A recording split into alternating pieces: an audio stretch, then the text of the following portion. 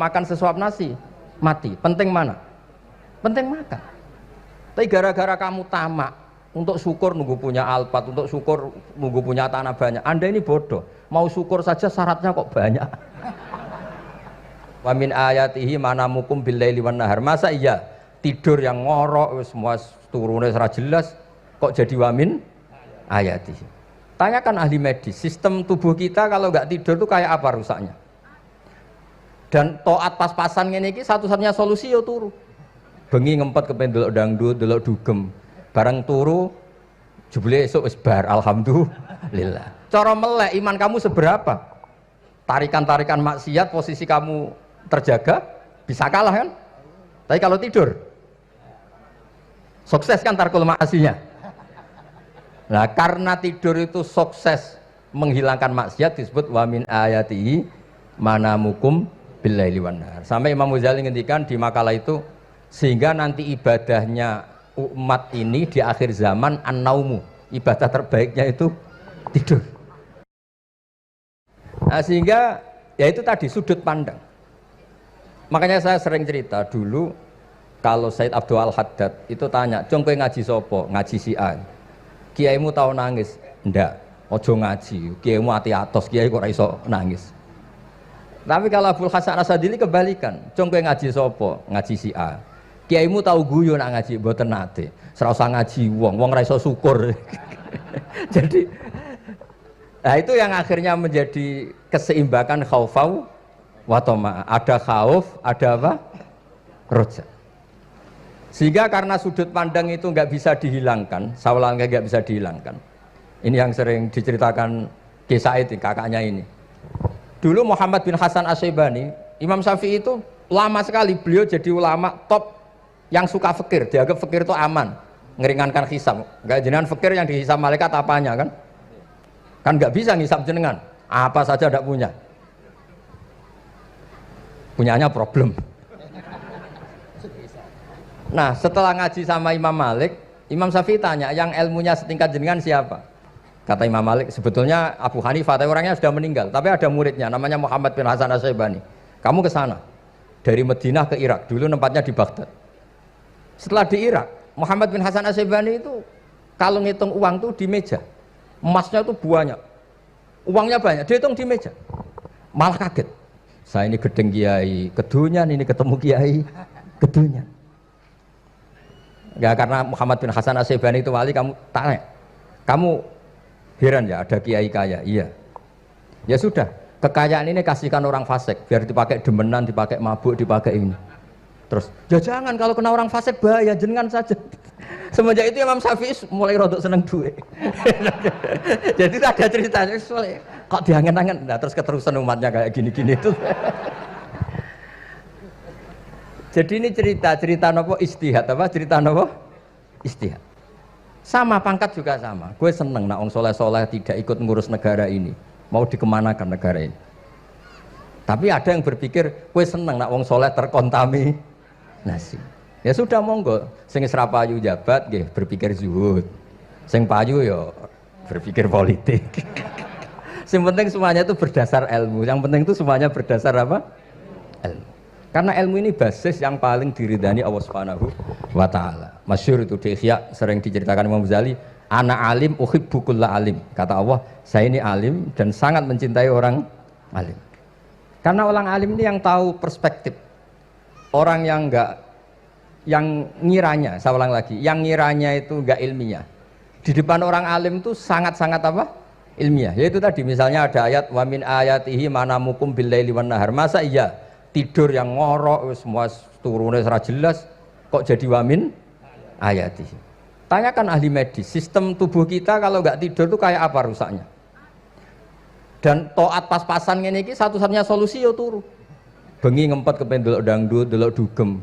Barang turu jebule esuk wis bar, alhamdulillah. Cara melek iman kamu seberapa? Tarikan-tarikan maksiat posisi kamu terjaga bisa kalah kan? Tapi kalau tidur sukses kan tarkul maksinya.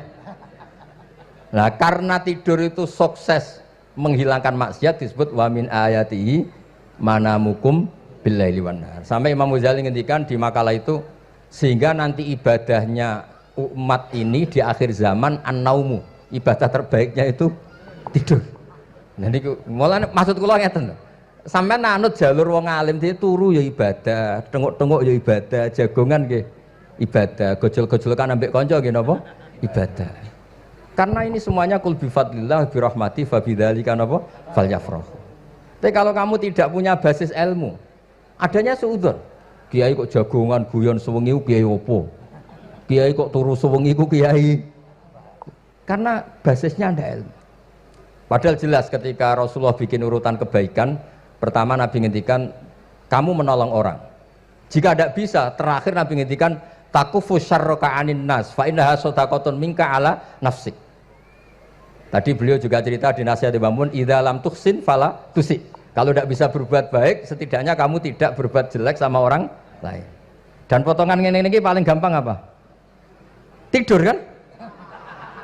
Wis sampean nak turu wis ra zina, ra maling, ra ngrasani wong wis ora tusi.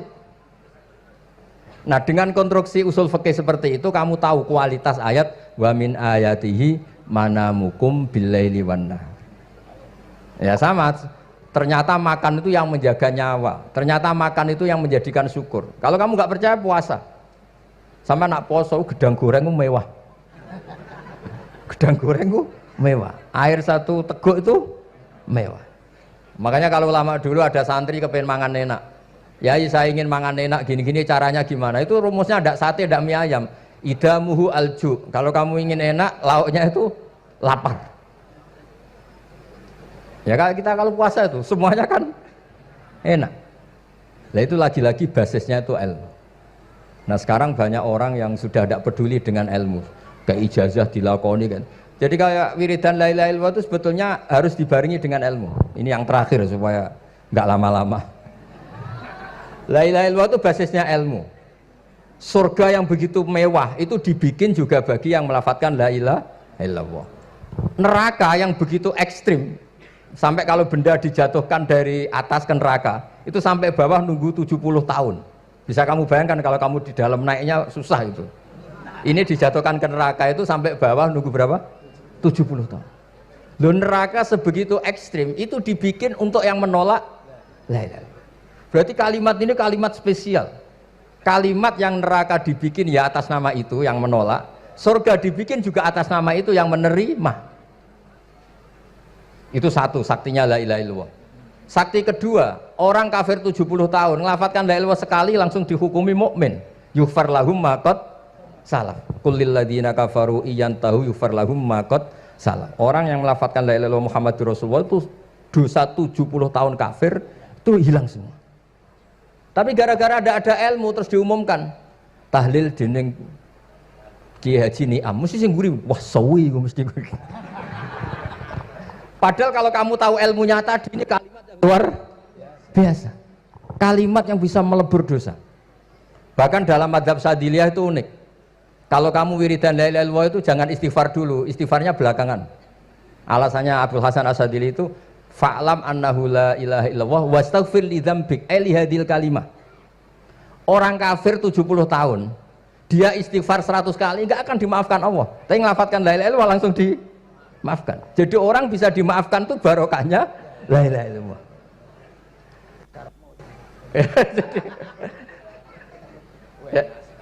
Ya kan? Jadi orang kafir 70 tahun, wirid istighfar 100 kali atau 1000 kali, dimaafkan enggak? Enggak kan? Tapi kalau membaca la ilaha illallah dimaafkan. Jadi istighfar tuh ngefek positif itu kalau dibarengi la ilaha illallah. Makanya wastaghfir li dzambika bihadil kalimah cara Abdul Hasan. Kamu boleh istighfar berdasar hadhil kalimah, berdasar la ilaha illallah. Tapi terus kemudian ya thariqah itu banyak, itu urusan rasa.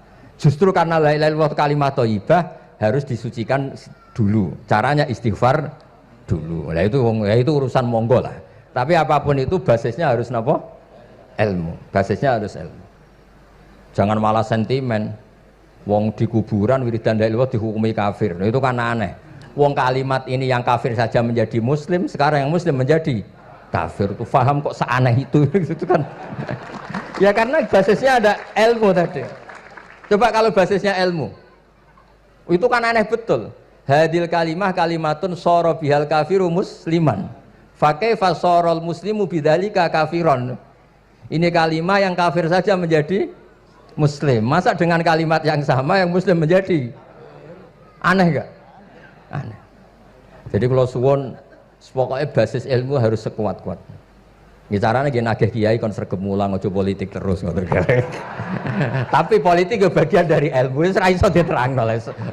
Terus katanya niku ahlul ilmi dihormati, tapi nyatanya dipeksa.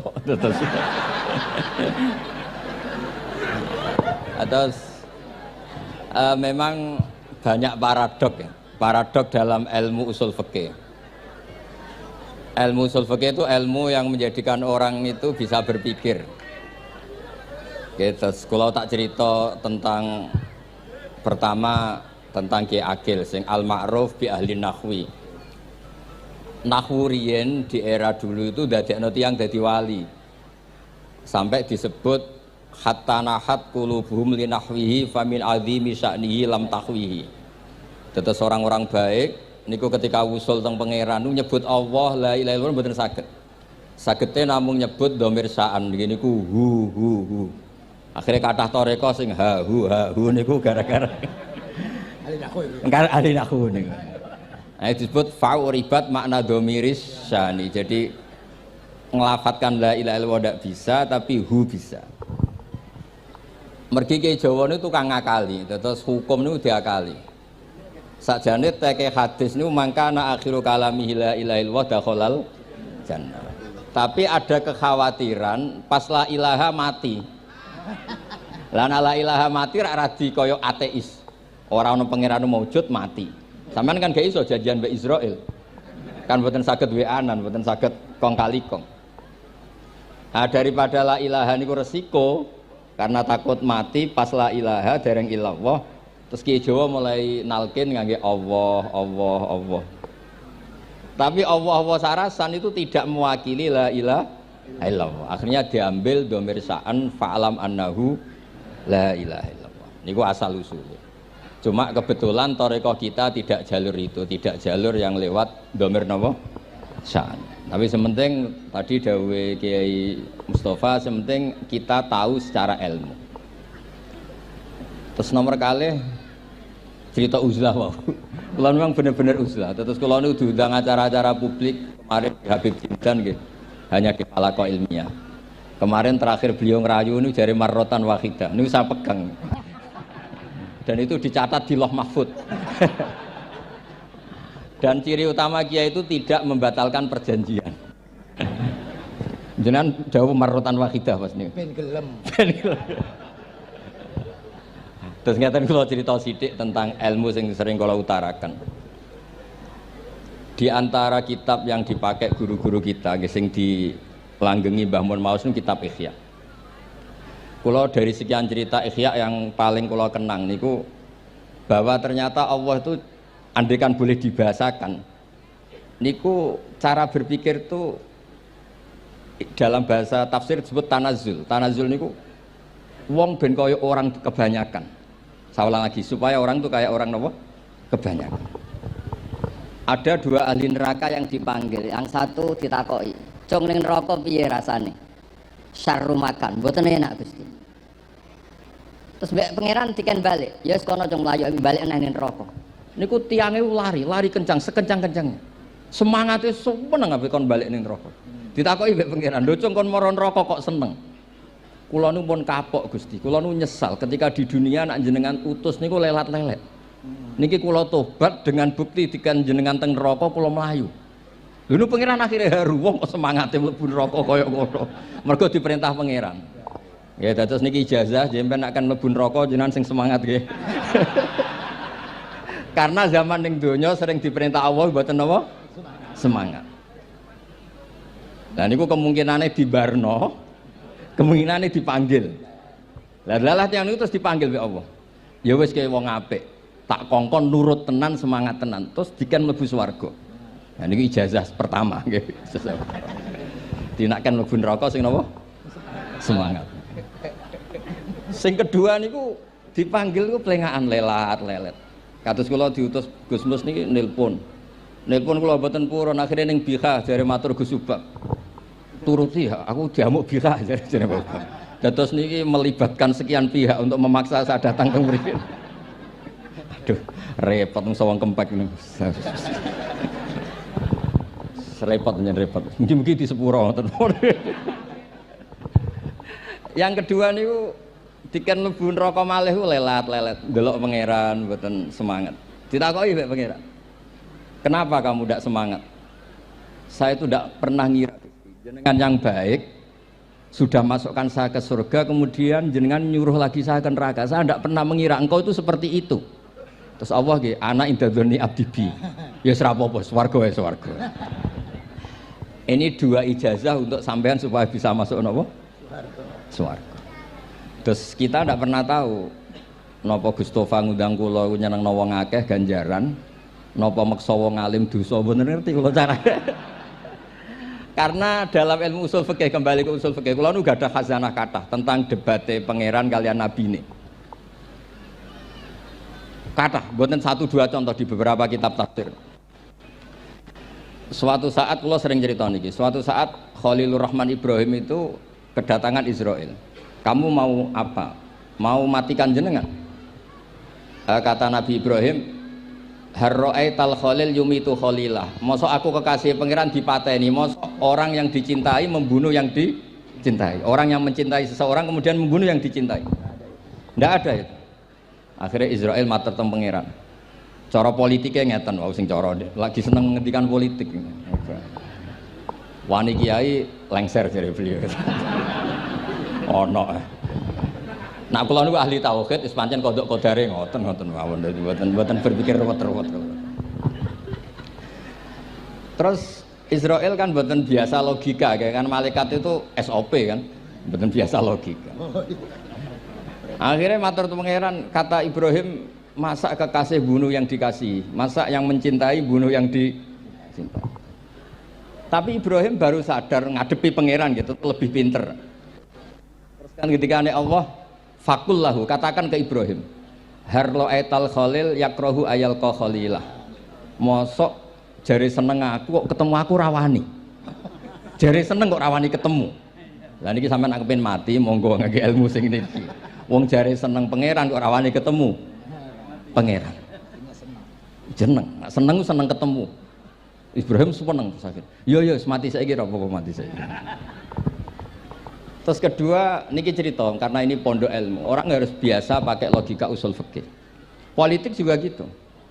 Nak kiai politik rawan kena syubhat. Tapi nak wong soleh ra oleh politik, kue ridho dipimpin wong fasik-fasik kabeh. Ya, mboten ngerti, mbok sing bener dis pokoke ngoten. Yes, itu memang logika usul napa? Fikih. Logika usul napa? Fikih. Ketika Nabi Adam badhe didamel, niku materinya saking bumi. Pertama sing diutus Jibril. Jibril ambekan qabdatan minal ardi, segenggam bumi. Saya mau bikin Adam, materinya dari bumi. Setelah datang ke bumi mau ngambil ista'adzat billah. Maksudnya ista'adzat billah, a'udzu billahi minka, saya berlindung Allah dari kamu. Antasinani. Kalau ngarepe Gustofa dari ahli nahwu dados kula niki tak goleki tenan pancen syanahu mun mutaaddi bi nafsi. Mungkin nek dibuli ku antusinani kok panjang nanti cerita. Saya ndak ingin bagian dari saya diambil, kok aku bolong. Iku cara bumi itu sudah masalah. Terus akhirnya Jibril kembali, ya Allah, dia berlindung kepada engkau maka saya lindungi. Allah membenarkan Jibril, Mikail juga sama. Tapi ketika Israel, ini Israel itu masalah memang. Ketika disuruh ngambil bumi, buminya ista'adat billah, tetap diambil. A'udzu billahi minka antasinani. Saya berlindung Allah supaya kamu tidak melukai saya, menciderai saya dengan mengambil bagian dari saya. Kata Israel, wa a'udzu billah alla unaffidhu amroh. Saya juga a'udzu billah diperintah Allah kok tidak kasil. Kudu kasil. Lah saya tidak tahu yang benar istilahnya Jibril apa istilahnya Israel. Terus memang sudut pandang. Makanya dulu ketika banyak pondok putri itu kiai-kiai kuno dulu itu menentang. Alasannya nggih, Nak bojone jelas khawatir kiai ini kecobaan itu jelas. Tapi banyak kiai itu khawatir tenan. Kecoba fitnatin nisa. Tapi ketika logikanya dibalik, apa kamu ridho para perempuan-perempuan muslimat itu tidak dapat pendidikan apa? Agama. Hanya karena orang soleh tidak punya nyali, tidak punya peduli mengajar. Tapi dia saged diwalik. Ustaz-ustaz sing imane pas-pasan niku kowe ridho nak kecoba. Sampean milih mana? Ridho kecoba apa ridho bodoh? Nah, logika-logika usul fikih ini yang kemudian dipakai Wali Songo. Dipakai Wali Songo kemudian membiarkan sekian tradisi yang insya Allah itu salah sebetulnya. Tapi tidak sebanding dengan asmane Allah Subhanahu wa taala. Misalnya begini. Nggih niki dirungokno mawon. Sampeyan ra paham mboten napa-napa. Sampeyan nak ra paham wis anggap ae tawadhu. Sepantese wong awam yo ora paham. Nak paham dadi kiai. Terus biasa mawon sampeyan nak ora paham aja tersiksa. Umpamane jenengan mboten kiai kok kon paham. Nah sampeyan pinter kados kula mestine ora ngrungokno, semangate hasud. Terus rivalitas perkara. Nah cara Mbah Mun nak cerita ngoten, dhisik ke zaman bodho iku angger kiai mbok cucuk. Bareng padha kiai niku koyok saingan. Niku pun sunatullah ndak bisa dihindari, niku pun sunatullah. Terus kembali lagi ya. Logika-logika usul fikih niku dipakai oleh Wali Songo. Ngeten ada cerita ini rungokno nonton. Itu sudah saya cek di beberapa riwayat termasuk di Musnad Imam Ahmad. Ada orang ini bukti teorinya Wali Songo itu benar. Wonten tiyang gadah kesalahan. Niku dokumen kesalahan niku maddul basor sepanjang mata melihat. Wes ngoten jumlahnya 99 bok. Kayak apa banyaknya? Per bok maddul basor sepanjang mata nopo melihat. Ketika dia ditanya Allah itu kalau tanya demokratis. Adzolamat kakatabati. Jangan-jangan malaikat saya sentimen. Kalau kamu jelek ditulis, kalau baik enggak? Enggak Gusti. Afalaka udhurun, jangan-jangan kamu saat salah itu punya alasan. Enggak Gusti, ya memang salah. Tapi kata Allah, sudah kamu tenang saja, kamu punya ini. Itu hanya satu box, ya kira-kira kayak tempat jam tangan itu. Enggak, kamu punya ini, cukup ini. Terus malaikat tanya, ya Allah, apa artinya, apa ngefek itu kalau ditimbang dengan kejelekan sebanyak itu dengan satu box jam. Orang ini juga bilang, Gusti, sudah ada usah ditimbang, nggak ngefek itu pasti kalah. Tapi setelah ditimbang menang yang satu box kecil tadi.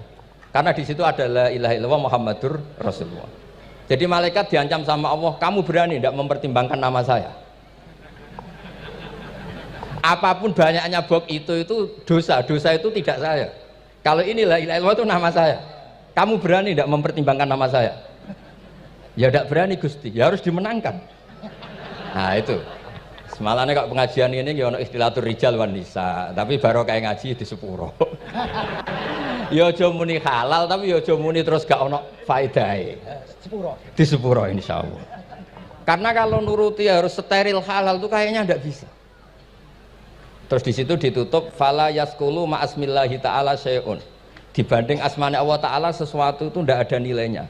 Pasti menang Allah taala.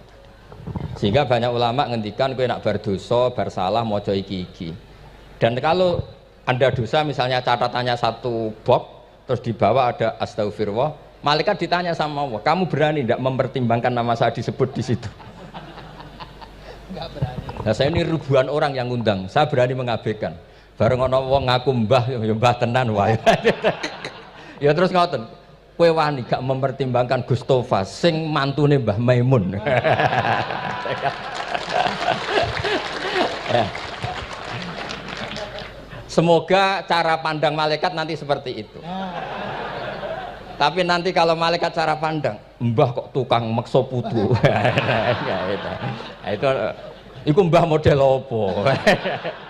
Nah saya ini sudah ngalah satu kali.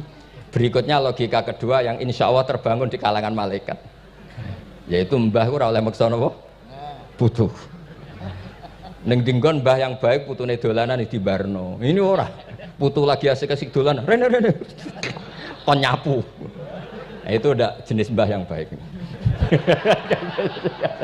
Nah ini pentingnya ngaji.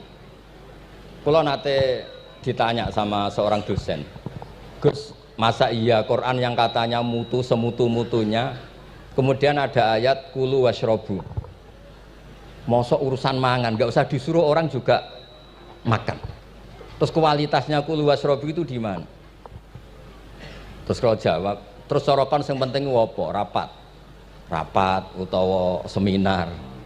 Nggak ada rapat, nggak ada seminar itu kamu nggak mati, tapi kalau nggak makan itu mati. Penting mana? Ya penting makan. Lah iya, jadi orang itu lupa kalau sesuatu yang seserius itu karena menjaga nyawa, yaitu makan. Terus karena makan tuh hal yang murah dianggap biasa, itu bahaya. Sehingga sebetulnya yang kita bisa jadi wali lewat hal-hal keseharian tidak bisa jadi wali karena tadi. Saya punya hadis, ini mudah sekali untuk Anda jadi wali. Bahkan di atas wali lah. Inna woha ta'ala layar do anil abdi. Pakai inna masih pakai lam taukid. Inna woha layar do anil abdi ayak kulal aklata fayahmadahu alaiha aw yasroba syarba fayahmadahu alaiha. Allah itu sangat ridho ada orang makan satu asupan kemudian dia muji Allah. Loh, orang tidak punya alpat itu tidak mati, tidak punya tanah ribuan hektar itu tidak mati, tapi kalau nggak makan sesuap nasi mati. Penting mana? Penting makan. Tapi gara-gara kamu tamak untuk syukur nunggu punya alpat, untuk syukur nunggu punya tanah banyak, Anda ini bodoh. Mau syukur saja syaratnya kok banyak. Jadi sebetulnya kalau kita mau jadi wali itu cukup setiap makan itu kamu syukur. Fayahmadahu alaiha. Au yasroba syarba fayahmadahu alaiha. Makanya wali-wali dulu kalau didik raja yang sedang berkuasa itu ditanya, kamu raja besar, punya pengaruh besar. Andaikan kamu di padang pasir dan kemudian Anda tidak mendapatkan air sama sekali, apakah kamu menggantikan kerajaan kamu demi beli satu seteguk air? Iya, akan saya beli karena saya kalau tidak minum mati. La tafroh bimulkin la yusawi jar'atama'in. Kamu jangan bangga dengan sistem kekuasaan yang tidak senilai dengan seteguk air. Orang nggak jadi raja itu nggak mati, tapi kalau nggak minum mati. Terus akhirnya dosen itu tahu, wah berarti kulu wasrobu itu luar biasa Gus, ya, sangat luar biasa. Makan dan minum itu luar biasa. Makanya terus adat kiai mertamu mangan. Kalau tadi baru datang kon mangan, di sini ya ada mangan. Ya saya anggap aja itu proses jadi wali ngoten mawon. Jadi segampang itu jadi wali. Nah kemudian gara-gara torekoh, terus jadi wali ku repot kon maca 10.000 wiridan kon opo. Kesuwen nih cara-cara kesuwen. Karena ini partai gak torekoh tadi itu. Dulu abahnya Mbah Maimun Mbah Zubair itu kalau disuruh wiridan lama-lama itu nggak mau. Sementing diridani pangeran, maca kok akeh-akeh. Nah, itu partainya partai ahlul ilmi. Ya partainya partai ahlul apa? Ilmi. Nah kemudian karena saya ini nekuni tafsir ya, itu saya kepengen ya menggerakkan supaya ilmu Quran itu menarik. Caranya apa? Cari sisi ekstrimnya. Kalau bolak-balik, kenapa sih orang nggak janggal? Nggak janggal itu udah iskal. Quran itu kan kalamu Allah. Salah lagi Quran itu kalamu Allah. Masa iya Allah yang Tuhan kemudian ngendikan iya kana butuh iya kanas tai. Kepadamu aku menyembah. Masa Allah ngendikan gitu pada kekasihnya Nabi Muhammad. Padahal Allah itu al-ma'bud bukan abid. Allah yang disembah bukan yang menyembah. Semua ahli tafsir, saya bukan bilang sebagian, semua ahli tafsir pasti ngendikan begini. Wa yuqaddaru qabla qaulihi ta'ala iyyaka na'budu qulu. Sebelum iyyaka na'budu itu ada kata yang disimpan yaitu qulu. Jadi iyyaka na'budu itu betul ngendikannya Allah, cuma sudah dikasihkan Jibril kepada umatnya Rasulullah. Jadi Jibril bilang gini ke Rasulullah Muhammad, Muhammad qul iyyaka na'budu. Kemudian Nabi juga bilang ke umatnya qulu iyyaka na'budu. Jadi ini kalam Allah yang sudah milik kita. Nah berhubung milik kita, kita sah mengatakan iya karena budi. Karena kalau tidak janggal, masa iya Allah berdoa ihdinas siratal mustaqim, tunjukkan kami jalan yang benar. Lah kalau ihdinas siratal mustaqim kalam Allah berarti kan Allah yang berdoa. Nah, sehingga semua tafsir bilang sama. Wa yuqaddaru qabla qauli ihdinas siratal mustaqim qulu. Nah, terus ada mufassir lain bilang jangan mulai iya karena butuh ya semuanya, mulai bismillah, qulu bismillahirrahmanirrahim. Masa iya Allah sendiri yang bilang bismillahirrahmanirrahim. Nah, Dengan tafsir seperti ini terus kita akhirnya lagi-lagi kembali ke usul fikih, kembali ke balaghah, kembali ke nahwu. Kalau enggak, ya Anda akan menafsiri Quran pakai logika Anda sendiri. Sampai ada mungkirus sunnah. Pokoknya sementing kembali ke Quran. Orang roh Quran itu kayak apa? Saya kemarin ngaji di Sedan di daerah saya bilang, Sayyidina Umar itu Islam sebelum minta hidayat. Khalid bin Walid ya Islam sebelumnya ya tidak minta hidayat.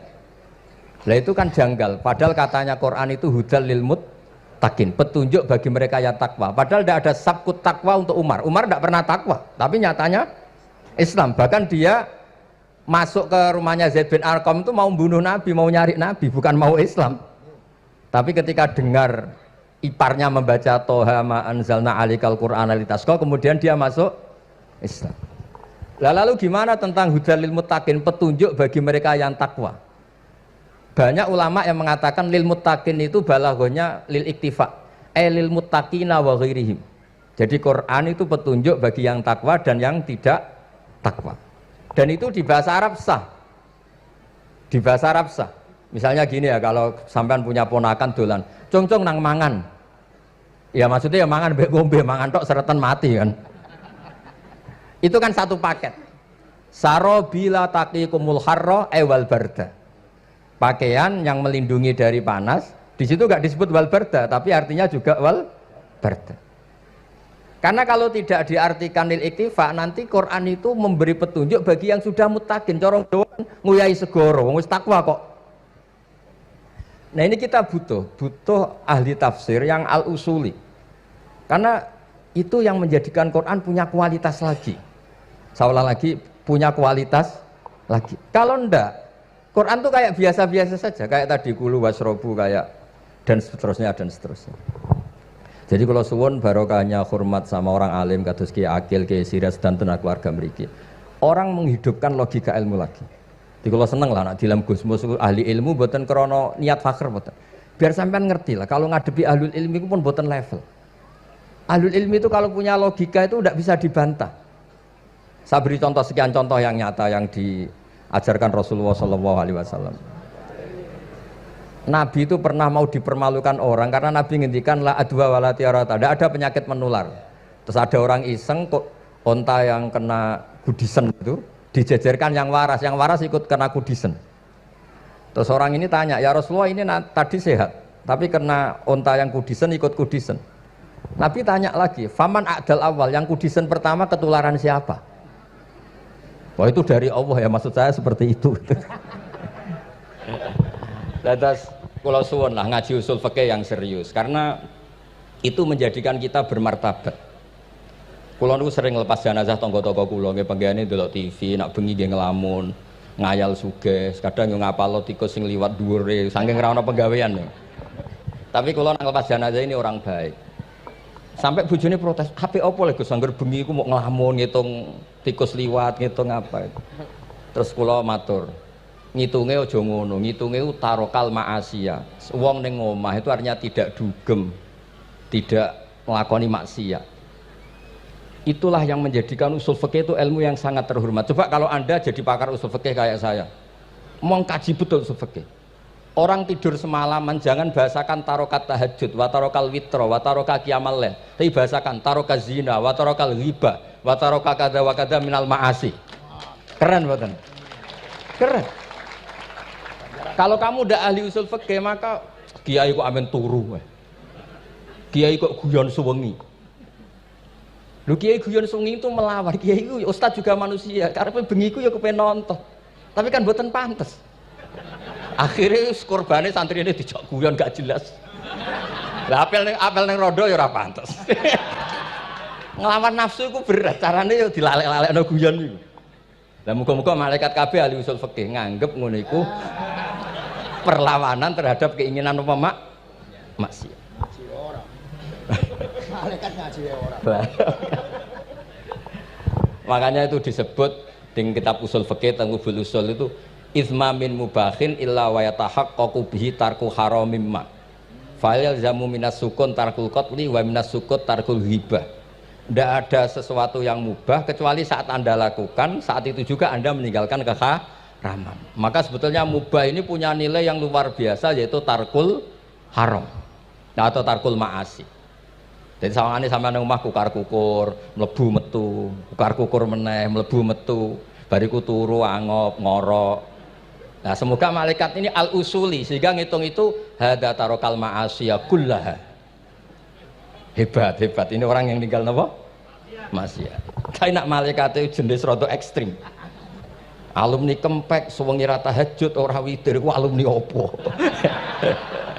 Mulane kula niku ngaji usul fikih terus supaya diperdengarkan ke malaikat. Supaya teorinya pakai usul napa? Fikih. Jadi kalau melihat kita melakukan mubah niku dihitung tarkul napa? Ma'as. Jadi ada terus orang-orang kafir itu cara berpikir aja alal alihata ilaha wahida inna hadza la syai'un ujab. Muhammad, ya tentu mereka masih jangkar. Muhammad, problem kita ini banyak. Kalau Tuhannya satu tidak cukup. Ada problem kredit macet, ada problem macam-macam kan. Utang piutang macam-macam. Kalau Tuhannya satu tidak cukup. Kita butuh Tuhan banyak karena problem kita banyak. Lalu Nabi mengajarkan mereka apa logika yang dibangun. Kalau kamu jadi buruh, kemudian majikan kamu banyak, semuanya merintahkan kamu bingung enggak? Ya bingung. Tuhan kamu itu majikan kamu, kalau banyak-banyak perintah semua kamu yang bingung. Ya sudah mat Tuhannya satu saja. Itu disebut daraba masalah rajulan fihi syuraka umutasakisuna wa rajulan salamal lirajul. Nah, sekarang itu kita ini mulai kehilangan fatonahnya Rasulullah SAW. Nabi dulu itu kalau nerangkan ilmu, itu logikanya gampang sekali. Logika yang dibangun tuh gampang sekali. Ada orang cerita, ya Rasulullah saya ini ada sekian anak saya, yang paling saya cintai satu. Apa saya boleh melebihkan yang paling saya sayangi dalam pemberian? Nabi jawabannya itu tidak langsung jangan enggak. Apakah kamu berharap bahwa mereka semuanya baik ke kamu? Iya, semuanya saya ingin baik ke saya. Ya kalau gitu jangan. Kan tidak fair kita mengunggulkan yang satu, melebihkan yang satu, sementara kita berharap semuanya baik. Itu tidak fair kata Nabi. Jadi dulu Nabi itu, terus ini yang cerita fikih. Dulu Ahlul Madinah itu mangga, itu masih pentil sudah dijual. Pentil dijual harganya 2 juta. Masa iya pentil harganya 2 juta? Karena dengan asumsi sudah jadi mangga. Tapi ketika Nabi datang di Madinah dan penduduk Madinah itu abkhosna sikailan, orang paling buruk dalam pertimbangan dalam jual beli. Nabi cara ngendikan itu unik. Ara'aitum law anna waha yamna'us samra fabima yastakhillu ahadukum mal akhi. Kalau pentil ini ternyata kena angin terus kemudian tidak jadi buah, lalu kamu nerima uang 2 juta itu atas nama apa? Atas nama beli pelem, nyatanya belum jadi mangga. Mosok kalau pentil seharga 2 juta. Semenjak itu terus Ahlul Madinah sadar kalau jual buah itu nunggu ba'da buduwi solahiyah, setelah samroh ini berbentuk. Tapi Nabi tetap ngendikannya pakai logika. Nah sekarang banyak kiai yang sidik-sidik neraka-neraka, sebenarnya Nabi itu ngajari logika. Ada pemuda, dia itu hipersek, mau masuk Islam tapi tetap boleh bebas. Saya ini ingin Islam tapi jangan larang seks bebas. Wah itu sahabat semuanya melarang ketemu Nabi karena ini ngawur betul, masa pamit Islam kok. Tapi setelah gaduh, Nabi tanya, kenapa gaduh? Ada pemuda mau masuk Islam tapi yasta'izinu fi zina, dia minta izin supaya tetap boleh zina. Kata Nabi, suruh saya ke sini. Setelah datang di depan Rasulullah, logika yang dibangun Nabi itu luar biasa. Atuhibbuhu li bintik. Kamu suka punya anak putri kemudian jadi demenannya orang laki-laki hidung belang. Ya enggak, saya bunuh orang itu. Andaikan itu ke ibu kamu, saya bunuh orang itu. Atuhibbuhu li bintik, atuhibbuhu li ummik, atuhibbuhu li ukhtik, atuhibbuhu li kholatik. Kamu suka punya anak putri yang jadi demenannya orang? Ya tidak suka ya Rasulullah. Kamu suka kalau punya ibu didemeni orang banyak? Ya tidak suka Nabi. Sampai otaknya itu yastakbihu zina, sehingga otaknya itu wah zina itu buruk betul. Akhirnya ya Rasulullah sudah, saya mau se-Islam tanpa zina-zina. Karena logika yang dibangun Nabi itu luar biasa. Nabi pertama mengingatkan atuhibbuhu li bintik, atuhibbuhu li ummik, atuhibbuhu li ukhtik, atuhibbuhu li kholatik. Sampai dia ini nggak bisa apa-apa. Sudah Nabi sudah. Jadi logika ini yang harus kita waris. Lagi-lagi kembali yang bisa waris itu ahlul ilm. Sama itu kan kayak diskusinya Nabi Yahya dan Nabi Isa. Nabi Yahya itu suka berkawan orang-orang soleh. Setiap berkunjung di mana itu nyari yang orang-orang soleh. Ditanya kenapa kamu berkawan orang soleh? Ya berkawan orang soleh itu asik. Tapi kalau Nabi Isa enggak. Kalau ada desa-desa yang masih hitam, masih merah itu dikunjungi, kemudian dibina. Ditanya sama Nabi Yahya, lima anda tanzilu ala syirarin nas. Kok kamu kumpul orang-orang yang kayak gitu? Jawabnya beliau, innama ana tabibun udawil mardo. Di mana-mana nabi itu ya dokter, di mana-mana dokter nyembuhkan yang sakit. Jadi dulu logika kebalikan itu dibangun, sehingga dulu ulama khilaf itu ikhtilaful a'immah apa? Rahmah. Masyhur itu. Saya sering cerita dan itu ada di kitab Khilyatul Auliya. Nabi Yahya itu lebih ceria. Nabi Isa itu agak sering cemburut. Atau kebalikannya, pokoknya yang satu tuh mali aro ka'abisan ka'annaka taqnatu mir rahmatillah. Kamu kok sering cemburut, seakan-akan rahmat Allah itu terbatas, wong kok ra iso syukur. Yang satu gojlok, mali aro ka dhahikan ka'annaka ta'manu mim makrillah. Kowe kok guya-guyu, kok wis bebas kon neraka wae gitu. Nggih ngoten mawon. Assalamualaikum warahmatullahi wabarakatuh.